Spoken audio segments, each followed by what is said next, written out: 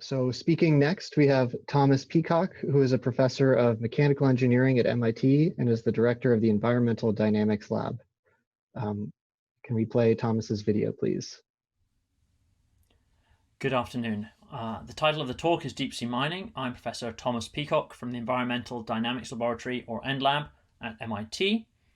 What you see in this image here is a polymetallic nodule field in the abyssal Pacific Ocean at a depth of around 4,500 meters. And these nodules contain minerals such as nickel, cobalt, copper, and manganese that are in increasing demand for various reasons by society.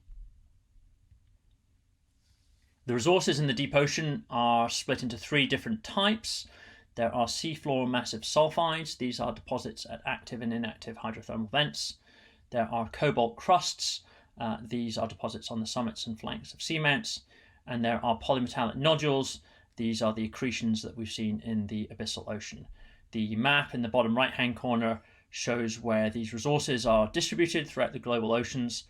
And the background image shows a color map of the Clarion-Clipperton fracture zone in the Pacific Ocean between Hawaii and Baja, Mexico, where there is a great deal of activity regarding polymetallic nodules. The color map you see are licenses for exploration granted by the International Seabed Authority.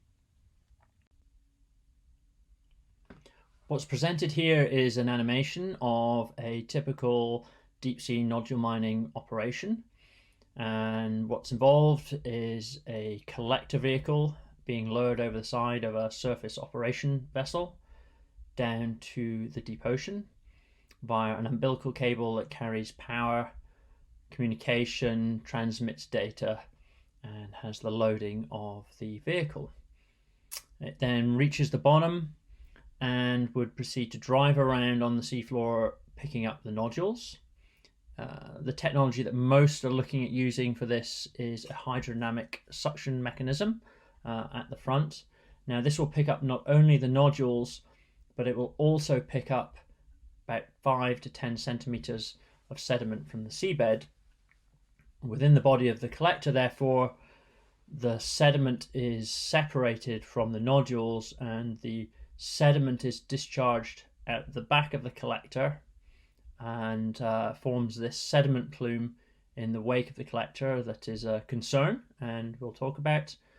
And the nodules themselves get pumped up a riser system, a vertical transport system, to the surface. There'll still be some amount of sediment that goes up with them as well, so the nodules will have to be cleaned at the surface and then put into a transport vessel to take to shore. And there may be a return plume coming back into the ocean of that unwanted sediment.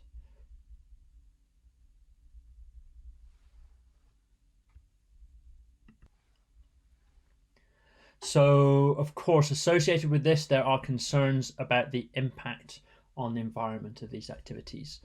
As I said, the top 10 or so centimeters of the seabed will be picked up by the nodule collector, and the abyssal environment is very pristine, so very low sedimentation rate, very low sediment concentrations, and the concerns are the loss of biodiversity of the deep ocean due to these deep sea mining operations, and in particular a topic we've been focusing on is the extent of the impact due to the sediment plumes. What you see in the background is a dredge track that was created sometime in the 1990s, and this is an image taken about a few years ago in about 2015, and you can see there's been very little replacement of the sediment in the collector track there, which looks like it was created very recently.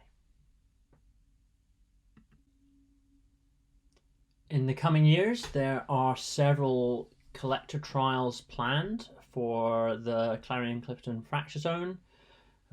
In 2021, the Mining Impacts 2 team with the contractor GSR and BGR will be conducting trials, and then other contractors, UK Seabed Resources and Deep Green, also have plans to be out there in 2022, 2023 to trial the collector technology and to see what the environmental impact of this activity is.